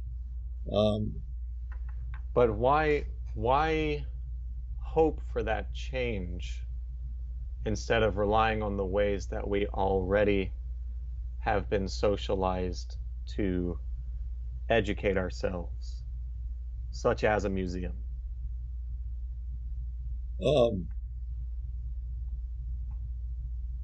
It would depend a lot on how much the museum was used in the educational process. Museums, my impression is the museum is a place that people will go kind of like as a vacation, to go through and look at all the interesting things and then go about their business.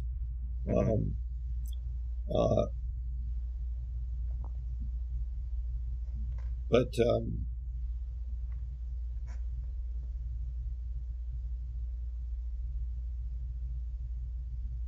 so see, I don't have any high degree of certainty about anything here, but it does.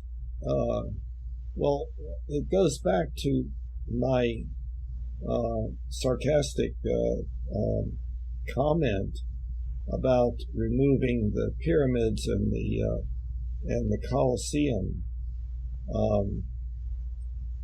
If we are really beyond mass slavery and the horrible things that took place in the Colosseum, then does that mean that we should remove those things, as opposed to it being a place to go and see what we were like in the past, and to marvel at some of the accomplishment that went into something like the pyramids and so on, and to make us curious about, well, how were we able to do that back then and stuff like that. Right. So then how far forward can you come? In other words, where would be the cutoff where, oh, well, we don't leave anything up that we no longer revere if it's past a certain year, you know?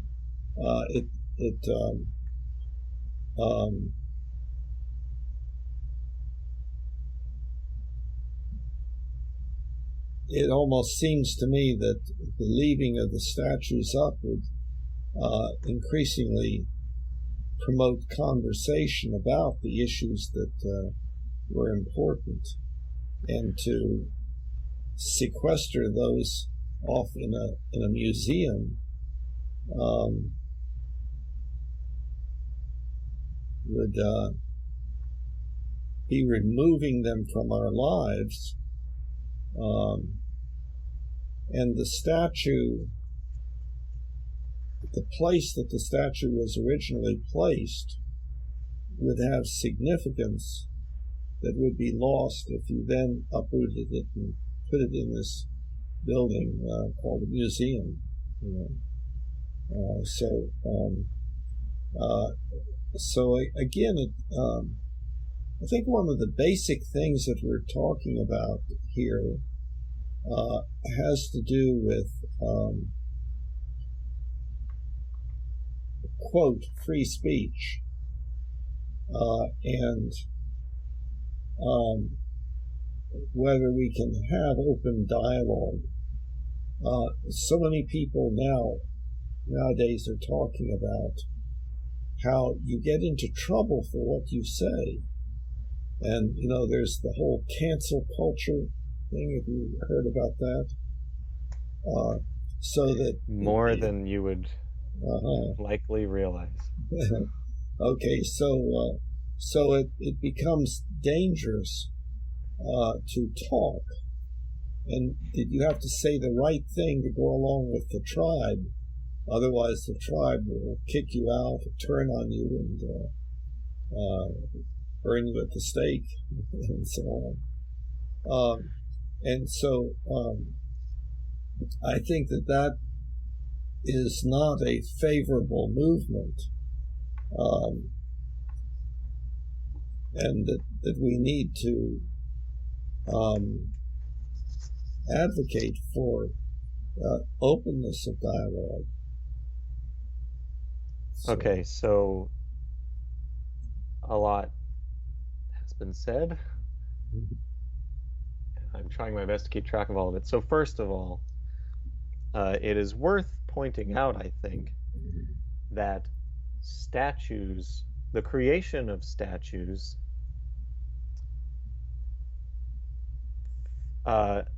occurs to memorialize, right? It is, we are placing a symbol that we want people to think of in one way or another. We might want them to hate it, we might want them to revere it. I do typically feel it leans more toward reverence than yeah, I agree. I don't know, pain or frustration or concern or fright or whatever the case may be.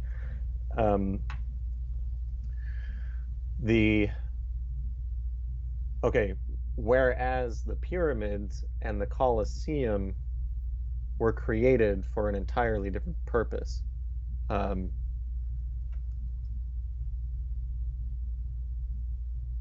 So for me, it is a weak analogy because, well, for one, the pyramids and the Colosseum function today in precisely the way that a museum functions, even as you described it, other than civilians who happen to live in Rome, for example. But we go to the Colosseum on vacation and we might talk about it there, and it is itself a museum. Now, yeah, I agree. If it was smaller, it would have been, it would have been put into a museum. Like, there's also the matter of scale to consider, right? Right. So the intent of its creation and the practicality of how it can function on top of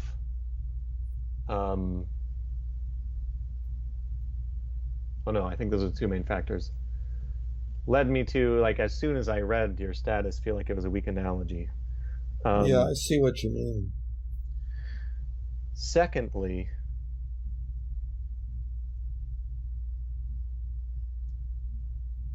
if we both agree that statues tend to, they commemorate, but the connotation of commemorate is a positive one, then surely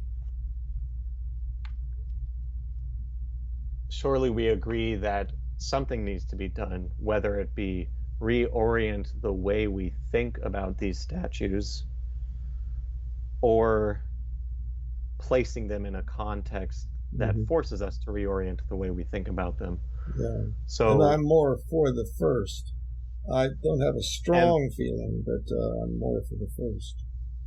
And for me, I am more for the second. Instantly for the second, because, first of all, I would rather continue to incentivize something that already exists that I think people should go to more frequently anyway. Secondly, I think it would be much faster of a change. In other words, rely on the way people already think because of the way society is already organized, rather than, I don't even know how we would go about a collective just sort of redefining a statue culturally. Yeah, well, I That understand. process seems like it would be far less efficient. And then, so beyond efficiency, we also are considering the possibility that it does indeed have a negative effect on people who are exposed to it, which I think it does in many cases. Yeah, and I may not be able to identify with that sufficiently such that it doesn't play a large enough role in my thinking, but I am aware that is what is claimed by people, that some people actually feel bad, kind of mildly traumatized by having to pass by that statue going into the building and so on. Right. So And I have don't. one final, I have one final Okay. aspect of my response, which is having this conversation is completely fine and in fact preferred, I think, about whether or not they should be removed. So I don't take issue with posing that question. However, if one poses that question through a video that they post, and that video makes its own arguments for why we should raise an eyebrow at removing statues, then regardless of your personal reasoning for why we shouldn't remove statues, people, for one, are probably going to assume that your reasoning is the video's reasoning, and for two, are going to be exposed to the video's reasoning. And I think the video's reasoning is less about what we're discussing now and more about this tangential topic of some like the idea or threat of revolution to this country, and how certain people are wanting to completely replace. They symbolize the removal of the statues with a removal of the cultural values that our society holds to in the first place. The video compares the state that we're in now to pre-revolutionary France and pre-Soviet Union, which to me is absurd. We are nowhere close to that. Mostly peaceful protests, and some destruction of property is, based on what I know from my education with history, is not even close to pre-USSR and pre-French Revolution levels of extremity. So if that's the way it's being characterized, and then they show footage of people merely celebrating the toppling of a statue, I just find that to be a mischaracterization of, I guess, the side that I'm on, but also, like, after hearing you tell me your goals for sharing stuff like that, not productive. Because it's, in large part, that video is irrelevant to what I'm now hearing your perspective to be. See, part of the problem is that I don't recall the contents of that video at this point, so I'm not as familiar with it as you are.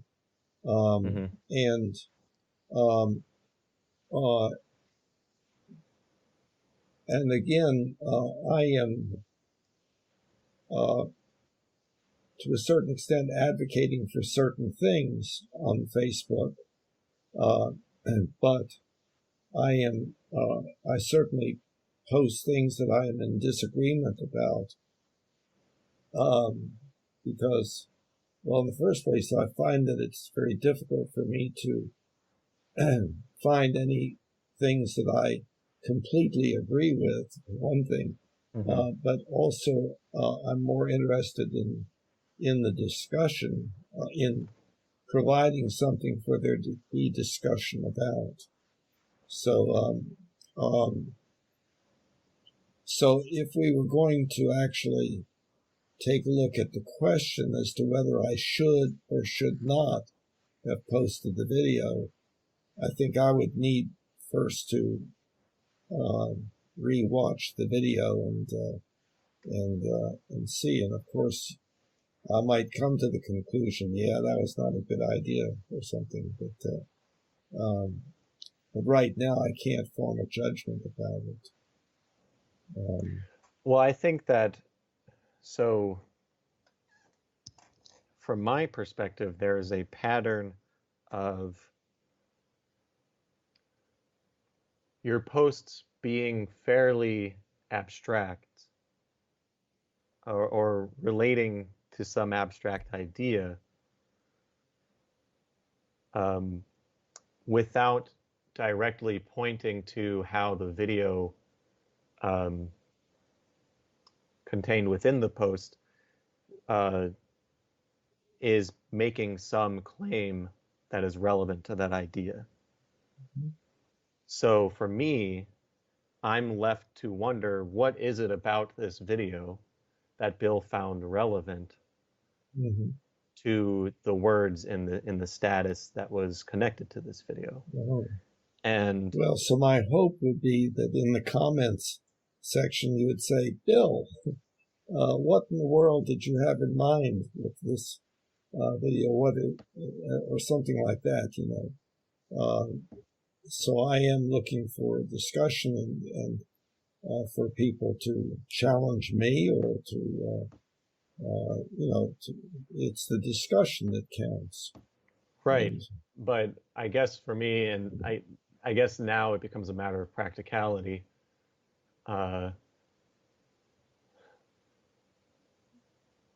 I've personally given up on posting 15+ minute long videos with any expectation of rigorous conversation, merely because I don't expect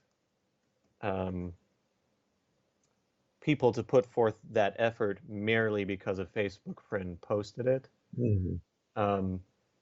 Now, what I might do is describe.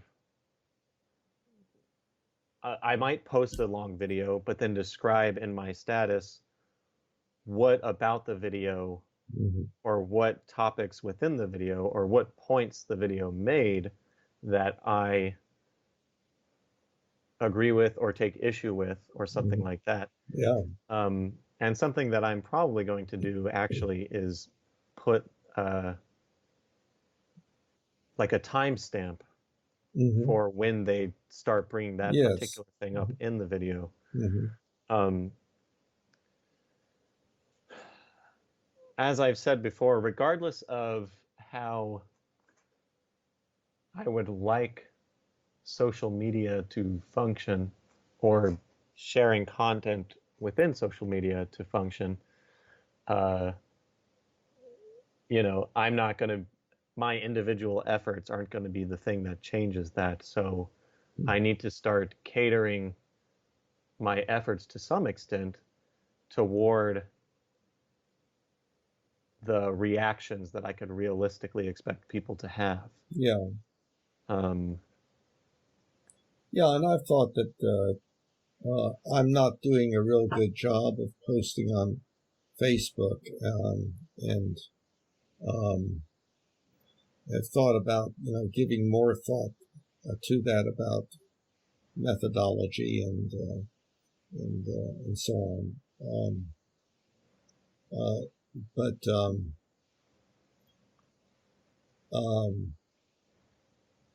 I'm not sure how rapidly. I've got a number of things going on, and I'm not sure how rapidly that particular area of my life is going to have a lot of attention devoted to it. Sure. So,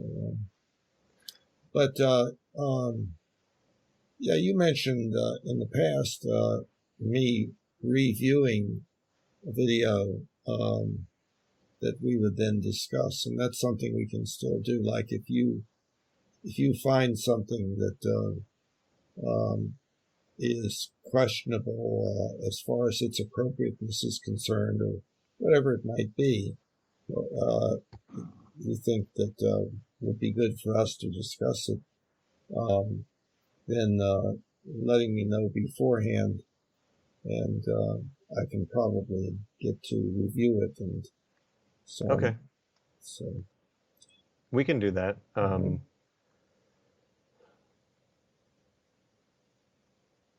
I think beyond the videos and more so regarding the whole violence conversation and the hostility direction that it shifted into, and how that can apply to things like protest or just generally the relationship between progress and those continuums. I think I understand in large part your perspective there.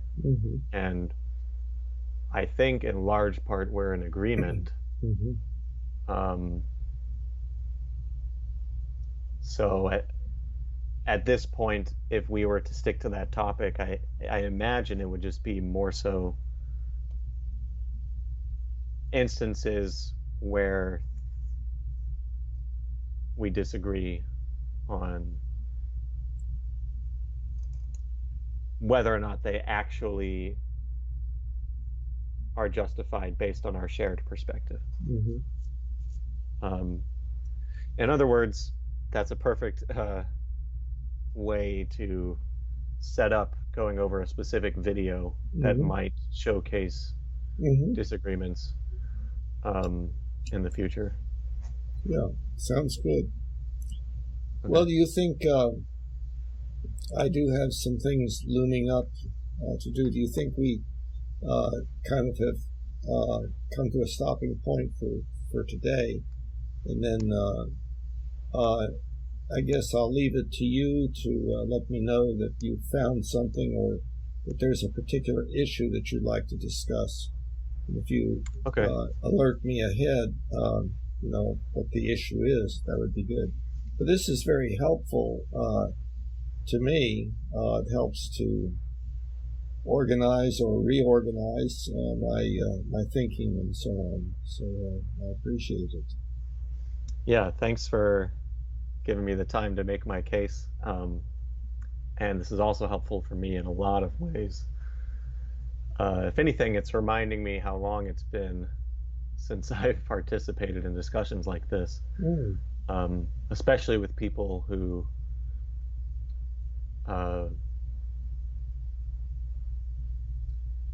are highly developed in their own personal language for their arguments. That's a very rare experience for me, so this is definitely helpful in that regard.